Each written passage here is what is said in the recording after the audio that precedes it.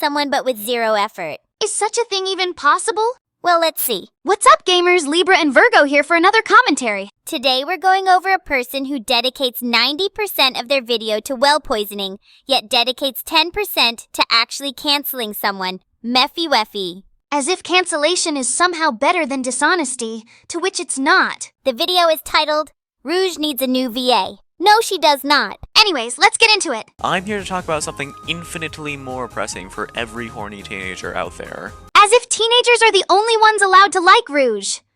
Ryder is a 23-year-old woman and she loves Rouge. Speaking of which, how is she? I don't know. Let me go check. Never mind. That tells me all I need to know. Oh, geez.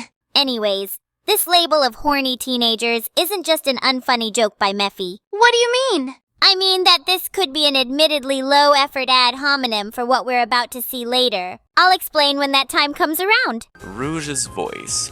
Omega. To be fair, Rouge has had the same voice actor for a few years now, but I didn't really notice how big of a problem it was until I watched a playthrough of Sonic Dream Team. Alright, let's listen to a clip of Rouge's voice from her debut game, Sonic Adventure 2. You just don't know when to give up, do you?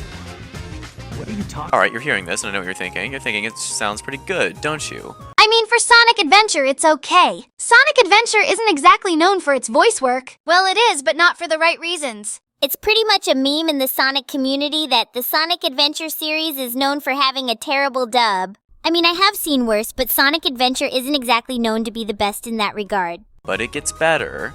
Let's listen to a clip from Sonic 06. Why would you use Sonic 06 as a positive example for anything Sonic related? Even if it's not about the game being a broken mess, the stigma around Sonic 06 alone is bad enough to make your argument moot in the eyes of everyone.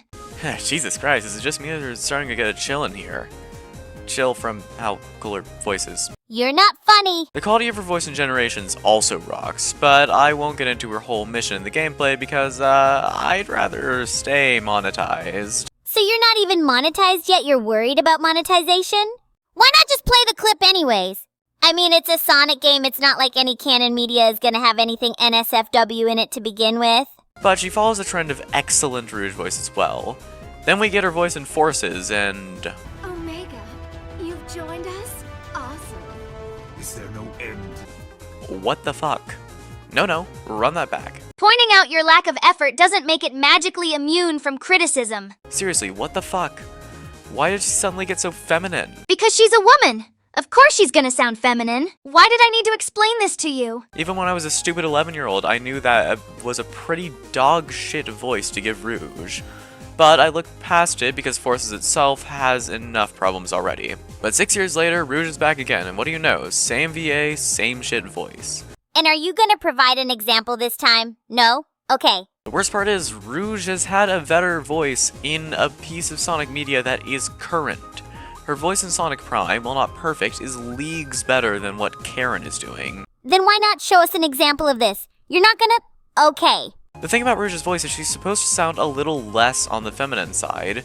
She's supposed to have a bit of a deeper tone to her voice with a very slight seductive tone to it. It adds to her sneakiness and her ability to use other people. Not exactly.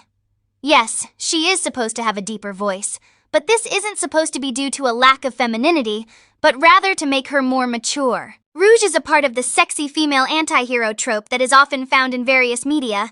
Her mature tone contrasts with the other characters. More specifically, how the other Mobians are usually teenagers, making Rouge a prime example of the usual ara trope, if you get what I mean. She invokes that feeling of the sexy older lady that most teenage boys are faced with in their life. We've all known someone like that. A sexy teacher, your mom's hot friend, your older sibling's hot friend, your older sibling's girlfriend, your best friend's mom or sister, your sexy female therapist, or if you're on the younger side, your hot babysitter. And since the player is naturally going to put themselves in the shoes of the protagonist Sonic, who is coincidentally a teenager, that feeling is presented to the player. But the way she's played in Dream Team and Forces undermines basically all of that. She sounds like a whiny, girly pop asshole. That's a bit bitter for what can only be judged by like 10 seconds of dialogue. You didn't exactly give us the rundown outside of that one clip. And I know that the other characters have had worse voices. Tails has been through the ringer when it comes to that. Tails isn't exactly a good comparison. The reason Tails' voice has been inconsistent was because Sega had tried hard to make him voiced by an actual kid. However, kids eventually grow up, so for longevity's sake, they just opted to have a grown woman voice him. And Tails, who had changed from Sonic Adventure 1 to 2 to Sonic Heroes. Although with Tails, this was fairly common practice already, as he had gone through at least 3 young actors through the course of the different animated series. It was eventually decided in both Japan and America that Tails should be voiced instead by a woman doing a young boy voice, mainly to prevent having to replace child actors over and over again in order to keep Tails sounding consistent. Unfortunately, this actor is probably here to stay for quite a bit considering Sonic Team's history and contracting and stuff. So unless she does something really stupid to make her lose her job, I think we're stuck with her. Oh, shit. And there's the no-effort cancellation we were all looking for. And before you ask, no, Mephy doesn't elaborate on why we should fire someone over opinions. This screenshot from a random Twitter user is all we get. No further comment. And yes, a person who has opposing views is allowed to get work. Is this why you mentioned the ad hominem earlier? Yup. That way Mephy and their fans probably can stereotype those who don't want her fired as horny teenage boys, because not wanting cancel culture to thrive is bad according to him. And you can tell this is what they wanted because despite this screenshot taking up only 10% of the video, it's in the thumbnail. Very suspicious that they didn't mention it until after the video already ended. Almost like some reverse well poisoning of sorts. Regardless, people shouldn't be fired over their viewpoints. End of story. Anyways, gamers, have a good night. So am I. So am I. So am I.